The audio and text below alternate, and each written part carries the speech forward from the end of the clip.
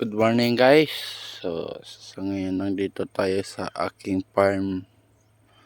So ito po yung resulta ng nakaraang bagyo. Si Glenda ba yun? So marami na sanang daon yung saging ko guys. Gawa sa bagyo na yun.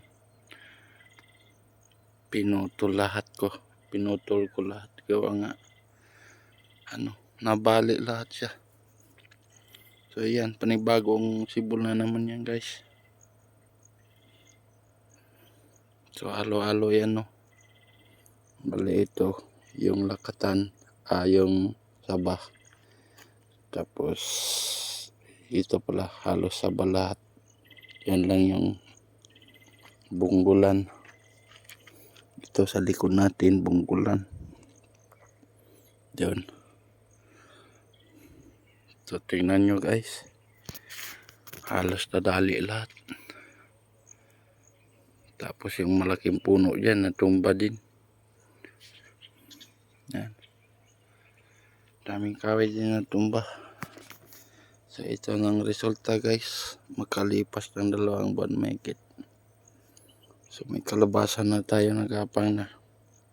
Tsaka ito. Yun. Itong pasunaan. So ito yung resulta guys. Ang aking pagsisipag. Bilang isang gwardiya. So habang walang pasok tayo nagtatanim-tanim. Pag hindi busy sa 2-0.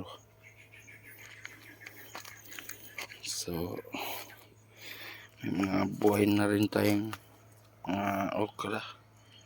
Saka yung San Fernando. Doon sa gilid na yun, puro San Fernando yan. Pupunta roon.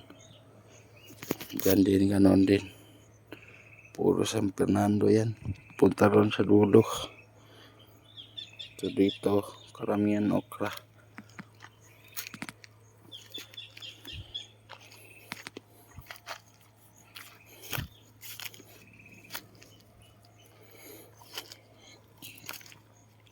Dati kasi guys, ito yung trabaho ko rin sa probinsya pag walang basilan.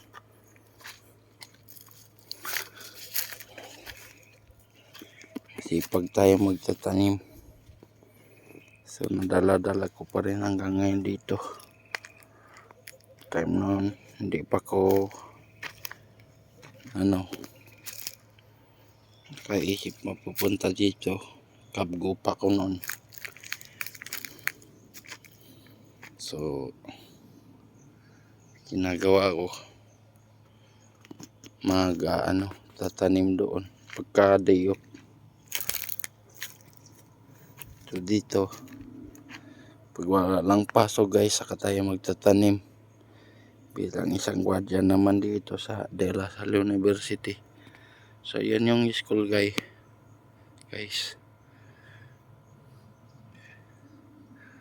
LC2 Labi.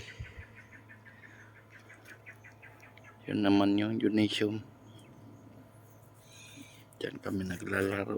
Yung mga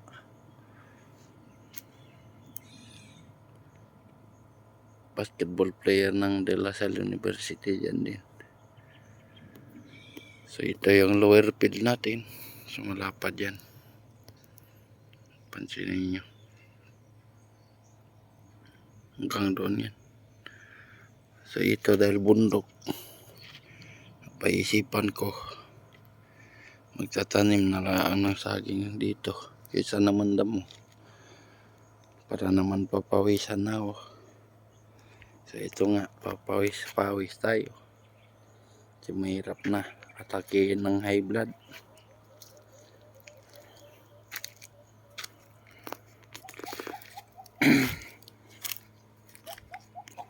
Ito guys, marami na rin.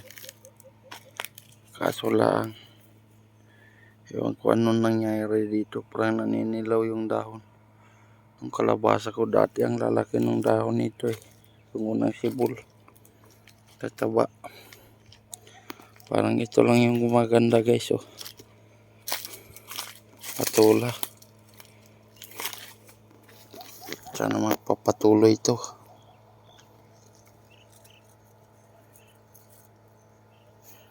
Meron pa yun doon. Yan. Yun.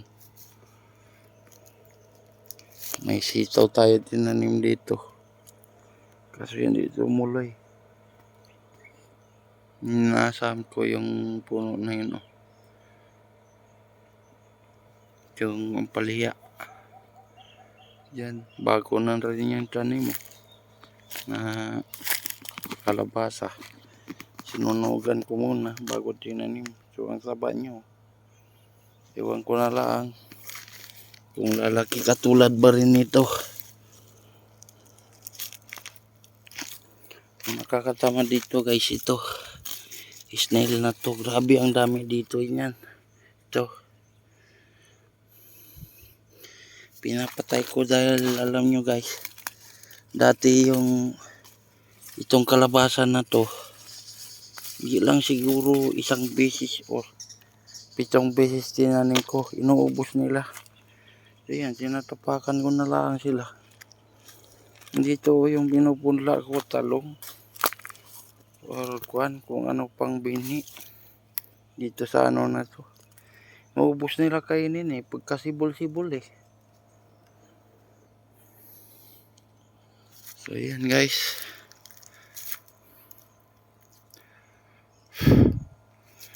siguro mga 2 taon pa dito, tiis-tiis muna, pag-ipunan. Dahil alam nyo guys, sa totoo lang, masarap sana dito dahil malaki yung sahod, kumpleto sa benepisyo. Higit sa lahat, pag natagal ka, binabayaran ka pa ng empleyado, may back pay, may 13 man, kung ano-ano pa, Pag-ibig, insurance, SSS, kumpleto guys. Pero yung time ako kabgo, unang sahod namin noon, hirap pa noon, 1.8 R900 bago 1.8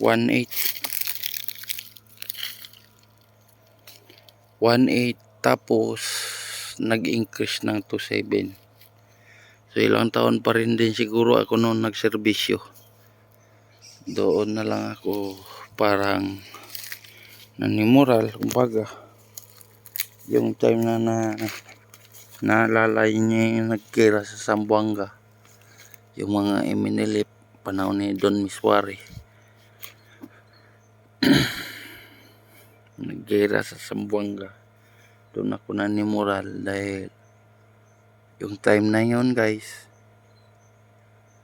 araw-gabi checkpoint kami sa daan. Ngayon nangyari, dumadaan yung mga Eminilip or kung ano-ano pang nang doon sa Basilan, galing sa Albarca, Sumisip, Maluso, akyat baba, gamit nila pa 6x ng gobyerno, tulad na ng Tinaybi. Itatak pa ng Tinaybi yung 6x 89B. Sinasaluduhan namin. Masama nito guys, snappy yung pagkasaludo ko. Yung respan sa akin, yung ganito ang respan niya, pag ganyan. Ngayon guys, naisip ko, parang may mali. Araw-gabi na nga kami nagji-duty sa checkpoint, wala nang tulog, wala nang kain. Ngayon, ganon pa yung respan. Medyo nanimoral ako doon. Sabi ko nga doon sa ano namin, platoon leader namin na sundalo. Sabi ko ay tayo uuwi na sir. Sa palagay ko para wala nang kwenta dito tatagal pa na mag-checkpoint. Dahil kita mo naman yung ginawa. Baka balang araw yan pag magiging kalaban natin. So hindi ngayon. Nagtagal guys. 7 araw, 8 araw yan. Nagkabagbakan na doon sa Zamboanga. So doon pa lang sabi ko nga hindi talaga nasipyat yung sinabi ko. Nangyari nga talaga. Yung pagkatapos nung engkwentro na yun guys, doon ko napaisip na pupunta rito sa Manila na luluwas. Halika nga, sabi nila.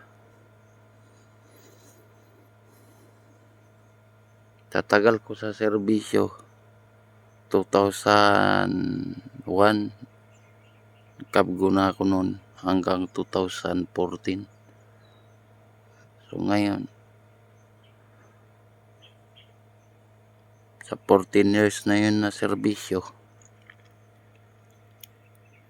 wala man talaga na tandaan ko na naging maganda.